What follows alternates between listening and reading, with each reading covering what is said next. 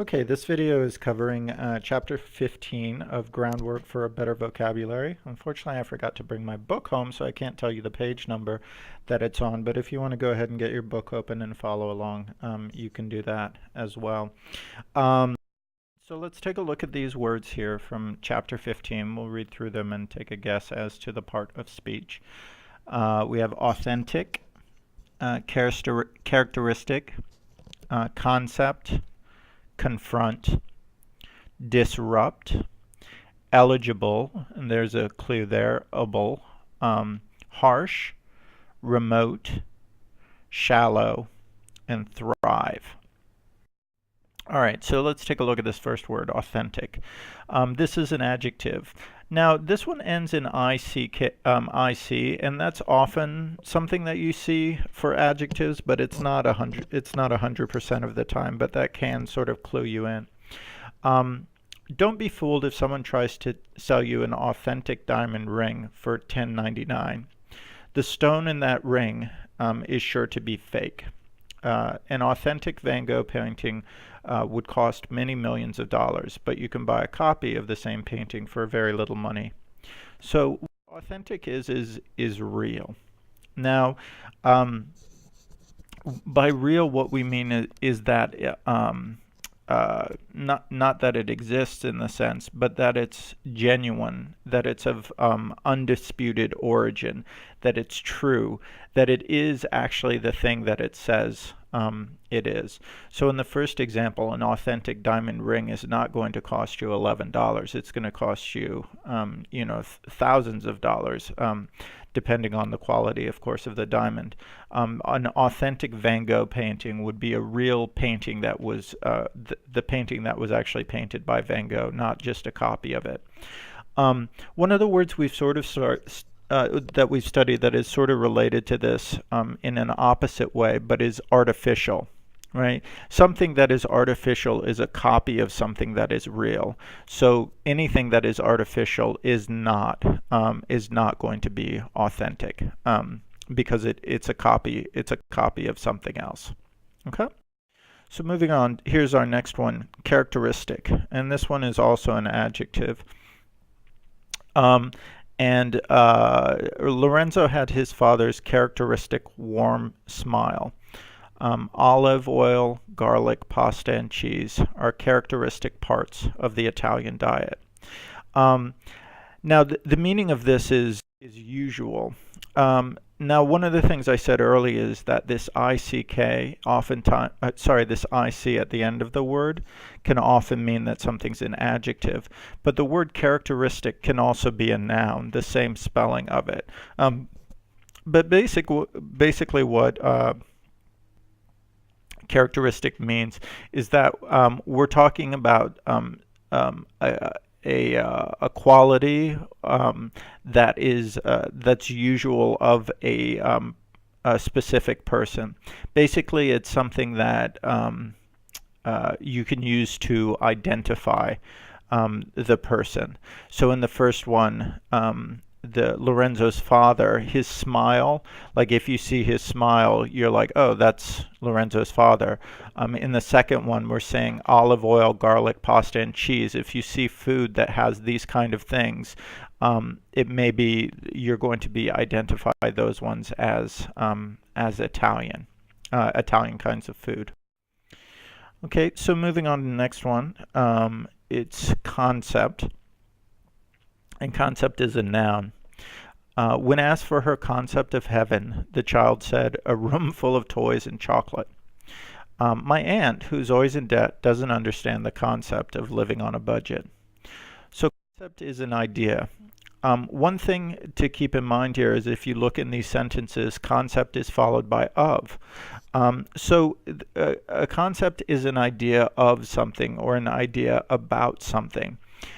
It's an abstract notion, an abstract idea, meaning that it's not something that you can touch, but it's something that you have in your head.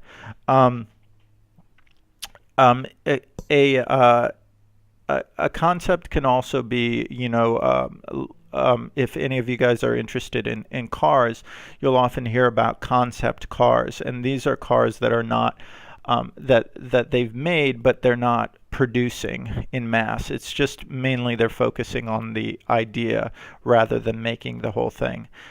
So in this first one, the concept of heaven means like, what do you in your mind believe heaven is like? In the second one, the concept of living on a budget means like, what do you think of when you say living on a budget? What is it that you think of in that situation? So the concept is your idea or your belief in something or about something. So the next one here is confront. And confront is a verb. The restaurant manager should really should confront that waiter and tell him directly about his rude behavior. The opposing lawyer plans to confront the accused man with a surprise piece of evidence. So confront means to face. And by face we means going face to face with someone in a hostile situation, meaning in an argument type of situation. Confront has the meaning of you're having some problem with someone, and rather than avoiding that person, you go up to them with the intention of dealing with whatever the problem is. So in the first example, it's saying that the restaurant manager should go up to the waiter. The problem is that the waiter is very rude. So instead of avoiding not talking about the rudeness, the manager should go up and tell the waiter, you need to stop being rude. In the second example, the lawyer is confronting the accused man. So the lawyer is going to go up to the man who is accused of doing the crime and is going to show them some evidence, show the person some evidence to prove that he's wrong. So confront means to face, but it means face in an argument and to deal with some sort of problem rather than avoiding it. The next one here is disrupt. This is also a verb. Tina thought it would be fun to sneak her tiny dog into the movie theater, but the dog got loose and disrupted the show. Parents who are angry about budget cuts plan to disrupt tonight's school board meeting with a noisy demonstration. And what disrupt means is to upset. Okay, be careful about this. The way that most of us think about the word upset is to make someone angry or sad. But this meaning of upset and the meaning of disrupt doesn't mean specifically to make someone angry or sad. That may be an effect. But disrupt really has the meaning of interrupting or breaking up something, meaning that some event is happening, and when you disrupt it, it means that you come in the middle of it and you cause some sort of disorder. So in the first example, right, the dog disrupted the movie, meaning that people were watching the movie, but because the dog is running around, they can't focus on continuing to watch the movie. In the second one, you have the example of protesters, and protesters disrupt the person speaking. So the person is speaking, and the protesters come in and they stop that event, or they come in the middle of that event. Another way to think about this is that to disrupt means to cause confusion or cause a disturbance or a problem. But really, disrupt is used for events, meaning that you're coming in the middle of an event. An example of this would be, one of the reasons why we don't allow cell phones in class or you to talk on your phone in class is that it can be very disruptive, meaning if someone picks up their phone in the middle of the class, it distracts the attention of the teacher and all of the students. So our next word here is eligible, and this is an adjective. Because of his high grades and his parents' low income, my cousin is eligible for some good college scholarships. It's not true that any American can become president of the United States. To be eligible, you have to be at least 35 years old. So what eligible means is qualified. One of the things that you'll see that it's not in both of these, but oftentimes after eligible, you'll see the preposition for. But eligible means that you have the right to do something or the right to get something. Means that you have met certain conditions to allow you to get something, to be qualified for something or be able to do something. So, for example, for a lot of scholarships, some scholarships are based on your grades and your income. So in order to be eligible for that scholarship, you have to have a certain amount of grades, a certain level of grades, and you also need to have a certain level of income. The example of becoming president, in order to be eligible for that, you have to be a U.S. citizen as well as being 35 years old. You also have to have been born in the United States, or there's some ways to get around that. All right, so moving on to the next one. So our next word here is harsh, and this is an adjective.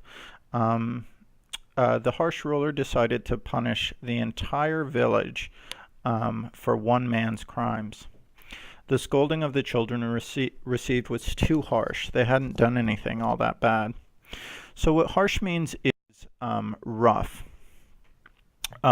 What it means is it's unpleasantly rough or jarring to the senses. It can also mean cruel. So in the first example, the harsh really means cruel, right? The harsh ruler decided to punish the entire village for one man's crime. So one person did something wrong, but everybody is getting punished, right? So this is sort of a cruel, unnecessarily mean way of treating people.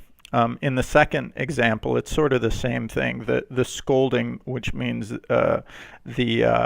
the yelling at that the children got was too harsh, meaning that they didn't do anything that wrong, but they got yelled at a lot. So harsh can be used for actions, like in those two examples, but it can also be used to describe weather. So if you look at the picture there, right, the weather was harsh. Not meaning that it was cruel, but that it was rough, that it was difficult, that it was hard to live in because it was so cold. All right, so moving on. Our next word here is remote, and this one is an adjective. Humans have explored even the most remote parts of the planet, areas deep in the forest and beneath the seas. Some parts of the park are so remote that visitors seldom reach them. So remote means distant, meaning far away from something. So one of the ways that we hear this word most frequently probably is with a remote control, right? So we have remote controls for our television. Sometimes if we have children, they have remote controlled cars that they played with. But basically a remote control means that you're able to control something without touching it, right, from far away. So remote has this meaning of being far. So when we talk about remote places, we're talking about places that are far away from where people normally are. So if we're talking about the middle of the Amazon jungle, that would be considered a remote place. Antarctica would be considered a remote place because these things are far away from where people are living or existing. So remote has this meaning of distant, but distant from where people are, or where things are. Okay? All right. So our next one here is shallow. Shallow is also an adjective. The lifeguard at the pool insists that young children stay at the shallow end. The cake won't rise very high in a shallow pan. You'll need a smaller pan with higher sides. So what shallow means is not deep. Now, if we think of the ocean, We wouldn't say that the ocean is very shallow because it's very deep. From the top to the bottom, it's very deep. But if you were to think of a puddle on the ground, just some water that formed from a rainstorm, you would say that that is very shallow because from the top to the bottom, it's not very deep. So when we're talking about shallow, we're talking about how high something is from its top to its bottom. Shallow is often used with water when talking about bodies of water, but it's also used with containers, right? So like a pan would be a container, and we could say it was shallow, meaning that from the top of it to the bottom of it wasn't very deep. Okay. And then moving on to our last one is thrive, and thrive is a verb. African violets like light, so they should thrive in that sunny window. In the past, many premature babies died, but with modern medical care, most of them thrive and live normal lives. So what thrive means is to do very well. One of the words we studied before that could be similar to this is the word prosper.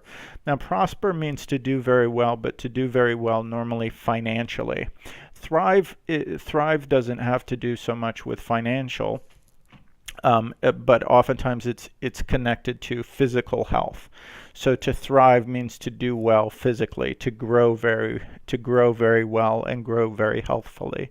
So, for example, the African violets are a kind of flower. So if they're in light, they thrive, meaning that they'll grow very well. In the second example, we're talking about premature babies. So babies that are born before 9 months. In the past, these ones would often die, but now because of medicine, they're able to thrive. Actually, my niece was premature. I think she was born at 6 months. But right now she's 3 or 4 years old, and she's very, very healthy, which is a different. So when we talk about thrive, it means to do well, but to develop or grow very well. When we're talking about living things that thrive, we're talking about how they're growing and developing. Okay, so that's it. So go ahead and do the questions for this, do the online questions and then the paper questions, and we'll go over them in class. All right, take care. Bye.